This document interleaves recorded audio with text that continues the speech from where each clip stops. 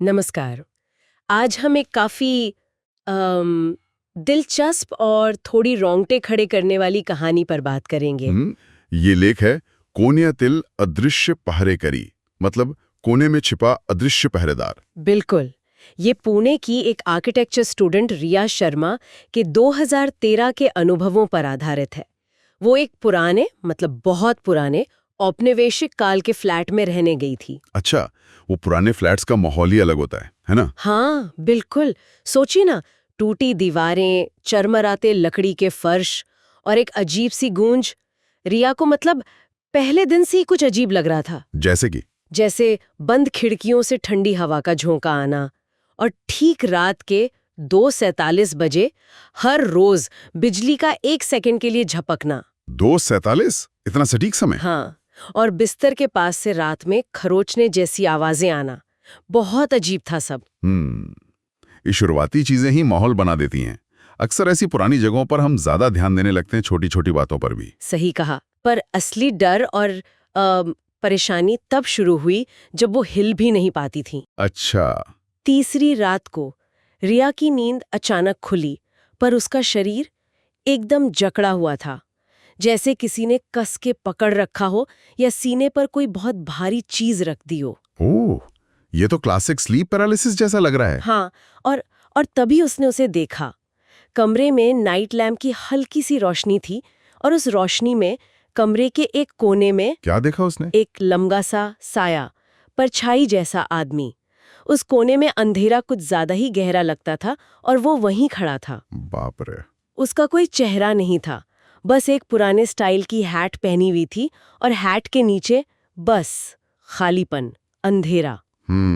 वो हिल नहीं रहा था, कोई आवाज नहीं कर रहा था, पर रिया को एकदम साफ महसूस हो रहा था कि वो उसे घूर रहा है। सिर्फ उसे नहीं, मतलब जैसे उसकी आत्मा के आर पार देख रहा हो। ये बहुत डरावना अनुभव होता है, जैसा आपने कहा। ये स्लीप पैरालिसिस या निद्रा लकवा से काफी मिलता जुलता है। इसमें होता क्या है कि इंसान जाग तो जाता है, पर उसका शरीर हिलडुल नहीं पाता, क्योंकि मांसपेशियां अस्थायी रूप से लकवाग्रस्त होती हैं। अच्छा। हाँ, ये आरईएम नींद का एक हिस्सा है जो जागते समय भी जारी रह जाता है कभी कभी। और इसके साथ अक्सर ऐसी डरावनी चीजें दिखना या महसूस होना जुड़ा होता है, जैसे किसी की उपस्थिति, दबाव या फिर ऐसी आकृतियां दिखना। पर रिया के साथ ये लगभग हर रात होने लगा। वही जकड़न, वही परछाई, वही घूरती हुई महसूसियत। रोज? हाँ? ये तो बहुत ज्यादा है। और ये जो आकृति उसने देखी, हैट पहने एक परछाई वाला आदमी, हाँ। ये भी दिलचस्प है। क्यों, क्या ये आम है? हाँ, मतलब ये एक जानी मानी घटना से मिलती है, जिसे हैटमैन फिनोमेनन कहते हैं। 1970 के दशक से लोग ऐसी रिपोर्ट्स दे रहे हैं, एक लंबी काली आकृति जिसने पुराना हैट पहना हो। सच में? हाँ, और ये दुनिया भर में देखी जाने वाली शैडो पीपल, यानी छाया लोगों की जो व्यापक रिपोर्ट्स हैं, उनका भी हिस्सा है। तो ये शायद सिर्फ रिया की कल्पना नहीं थी, बल्कि एक पैटर्न है जो कई लोगों ने अनुभव किया है। बाप रे। और ये यही नहीं रुका है ना, ये और भी भयानक होता गया। कैसे? वो परछाई, वो उसे अब जागते हुए भी दिखने लगी थी। जागते हुए? स्लीप पैरालिसिस के बाहर? हाँ, जैसे खिड़की के अक्स में अचानक दिख जाना या हॉल के नीचे गलियारे के आखिर में एक सिलुएट जैसा दिखना। और सपनों में वो फुसफुसाता था। क्या फुसफुसाता था? तुमने मुझे अंदर आने दिया। ओह, ये जो जागते हुए दिखना या फुसफुसाहट सुनना है, ये हाइप्नोगॉगिक या हाइप्नोपॉम्पिक मतिभ्रम भी हो सकते हैं। मतलब नींद और जागने के बीच की अवस्था में होने वाले भ्रम। स्लीप पैरालिसिस का अनुभव इतने गहरे होते हैं कि उनका असर थोड़ी देर तक रह सकता है। हो सकता है।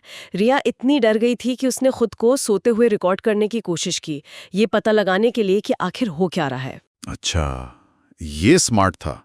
क्या मिला रिकॉर्डिंग में? ज्यादातर फुटेज में कुछ खास नहीं था, लेकिन एक रात ठीक 2:47 बजे, वही समय जब बिजली जाती थी, कैमरा अचानक 3 सेकंड के लिए बंद हो गया। पूरा ब्लैक। तकनीकी खराबी शायद। पर जब कैमरा वापस ऑन हुआ तो कोने में जो कुर्सी रखी थी वो अपनी जगह से थोड़ी खिसकी हुई थी। कुर्सी खिसकी हुई थी? ये स्लीप पैरालिसिस की व्याख्या से थोड़ा हटकर है। हालांकि मतलब कोई और वजह भी हो सकती है, पर कहानी के हिसाब से ये बहुत अजीब है ना? और एक और चीज हुई जो सबसे अजीब थी। बताइए। एक रात उसकी एक पड़ोसन ने, जो काफी सालों से उसी बिल्डिंग में रह रही थी, उन्होंने रिया को सुबह के करीब 3 बजे बालकनी में खड़े देखा, एकदम स्थिर। तो इसमें क्या अजीब है? अजीब ये है कि रिया का कहना है वो उस वक्त अपने बिस्तर पर थी, फिर से लकवाग्रस्त, हिल भी नहीं पा रही थी, तो बैल्कनी में कौन था? ओह, ये तो वाकई बहुत अजीब है। एक तरफ स्लीप पैरालिसिस की व्याख्या है, हैटमैन की रिपोर्ट्स हैं, और दूसरी तरफ ये कुर्सी का हिलना, पड़ोसन का दावा। बिल्कुल। इन सब के 2 दिन बाद ही रिया ने वो फ्लैट छोड़ दिया। वो और बर्दाश्त नहीं कर सकती थी। समझा जा सकता है। और अच्छी बात यह है कि उसके बाद उसे फिर कभी स्लीप पैरालिसिस नहीं हुआ। कभी नहीं। कभी नहीं। लेकिन वो जो देखे जाने का एहसास था ना, वो पूरी तरह से कभी गया नहीं। आज भी अपने नए अपार्टमेंट में उसे कभी-कभी लगता है जैसे कोने में वही हैट पहनी परछाई खड़ी है, बस एक पल के लिए। तो ये थी रिया की कहानी। इसमें स्लीप पैरालिसिस के साफ लक्षण हैं, पर साथ ही ये हैटमैन और शैडो पीपल जैसी घटनाओं से भी जुड़ती है, जिन्हें दुनिया भर में रिपोर्ट किया गया है। और फिर वो कुर्सी और पड़ोसन वाली बात, वो इसे और उलझा देती है। हाँ, तो इसका मतलब क्या निकाला है? यही तो सवाल है। ये जो इतने गहरे, व्यक्तिगत और डरावने अनुभव होते हैं, ये कहाँ तक हमारे अपने दिमाग की उपज हैं, मतलब न्यूरोलॉजिकल या मनोवैज्ञानिक, और कहाँ तक ये हमारी सामूहिक चेतना, हमारी कहानियों, हमारे डर, या शायद किसी ऐसी चीज से प्रभावित होते हैं जिसे हम समझते नहीं।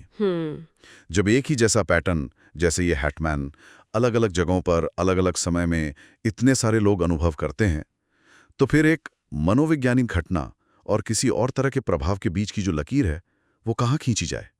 ये सवाल वाकई सोचने लायक है। बिल्कुल। एक पहेली है जो शायद अनसुलझी ही रहे। शायद इसका जवाब हमारे अंदर ही कहीं छुपा